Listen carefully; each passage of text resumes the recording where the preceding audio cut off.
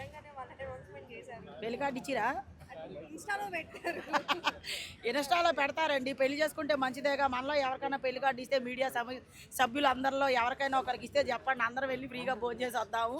వాళ్ళు పెళ్లి చేసుకోవాలని నేను కూడా మనస్ఫూర్తిగా కోరుకుంటున్నాను. ఎందుకంటే ఎవరైనా సరే ఎవరి జీవితంలో అయినా మ్యారేజ్ అనేది వెరీ ఇంపార్టెంట్.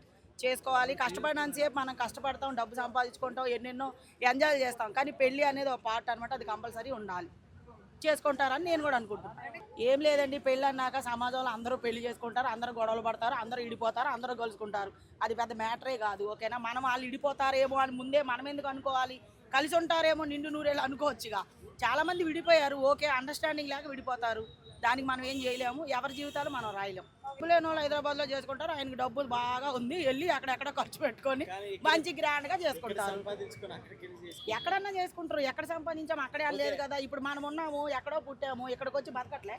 అలాగే వాళ్ళ ఎంజాయ్మెంట్ మంచి ప్లేసెస్ ఉన్నాయేమో వెళ్తున్నారు. అయితే వాళ్ళు ఏదో పెళ్లి చేసుకుంటే చాలా మంది ఇష్టం వచ్చినట్టుగా మాట్లాడుతున్నారు. కన్నడ అది ఇది అని ఏం చెప్తారు? కులం కూడి పెట్టదండి, ఊర్లు కూడా కూడి పెట్టవు. మనం కష్టపడి బతికేటోళ్ళం. మనమే కాదు, ఎంత పెద్ద స్టార్లు అయినా కానీ ₹1 నుంచే స్టార్ట్ అయ్యేవాళ్ళు, ఫస్ట్ మెస్ట్ నుంచే స్టార్ట్ అయ్యేవాళ్ళు. కాబట్టి అలాంటి భేదాలు ఏవి ఉండవు. ఎవరికి ఎలా నచ్చితే అలా విచ్చలవిడిగా బతకండి.